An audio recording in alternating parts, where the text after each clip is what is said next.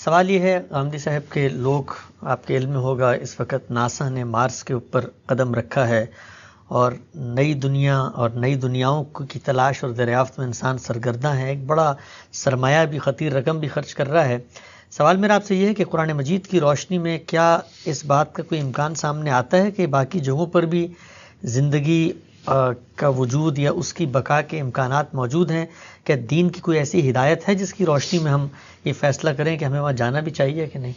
نہیں، دیکھیے بات یہ ہے کہ آپ جانے پر تو کوئی پابندی نہیں لگائی جا سکتی۔ انسان کے اندر چیزوں کو تلاش کرنے، تجسس اور اس طرح کی بہت سی تحقیقات کے لیے ہدایات رکھے گئے ہیں۔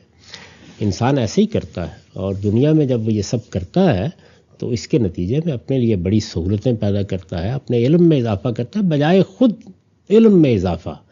یعنی آپ جاتے ہیں جگہ جگہ جا کے عمارتیں دیکھتے ہیں، تاریخ کا مطالعہ کرتے ہیں، اسی طرح سے بعض اوقات کھنڈروں تک میں پہنچ جاتے ہیں، پہاڑوں کے جا کے سر کرنے کی صحیح کرتے ہیں، تو یہ سب چیزیں اصل میں انسانی تمدن پر بڑے گہرے اثرات رکھتی ہیں۔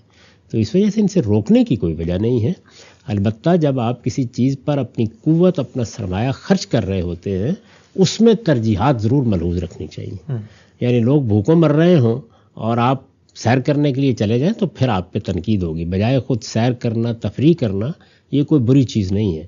تو توازن کو برقرار رکھنا یہ ایک الگ بات ہے، لیکن اصلاً انسان اگر یہ سب نہ کرے تو پھر وہ اپنے لیے نئی دنیایں تلاش کیسے کرے گا؟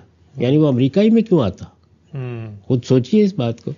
اس زمانے میں اگر رکھ کر دیکھیں جب کہ ہسپانیہ سے اور پرتگال سے یہ لوگ نکل رہے تھے، تو اگر امریکہ کو تلاش نہ کرتے، سمندر تو آگے بے کرا موجود تھا، اور اس وقت جو آلات تھے یا جو ذرائع تھے ان میں یہ بھی کوئی معمولی سفر نہیں تھے، جان خطرے میں پڑتی تھی۔ تو میرے خیال میں ان سے روکنے کی کوئی وجہ نہیں ہے۔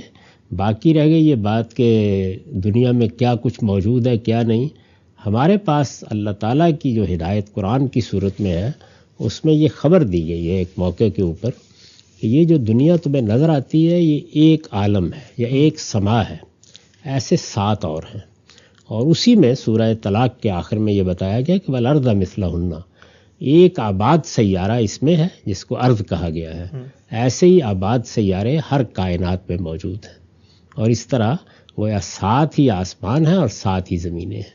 تو یہ بات قرآن میں بتائی گئی ہے۔ اب ظاہر ہے کہ اس کا حقیقی مصداق کیا ہے وہ تو تحقیق اسے سامنے آئے گا یا قیامت میں معلوم ہوگا۔ یعنی قرآن مجید کی جو آیت ہے یہ بتا رہی ہے کہ انسان کہیں اور بھی اس وقت پائے جاتے ہیں؟ نہیں، انسان تو میں نے نہیں عرض کیا، ارض پائی جاتی ہے، یعنی ایک آباد سیارہ پایا جاتا ہے، وہاں پہ کوئی مخلوقات ہے، زندگی ہے، اس کی نوعیت کیا ہے یہ قرآن مجید نے بیان نہیں کیا۔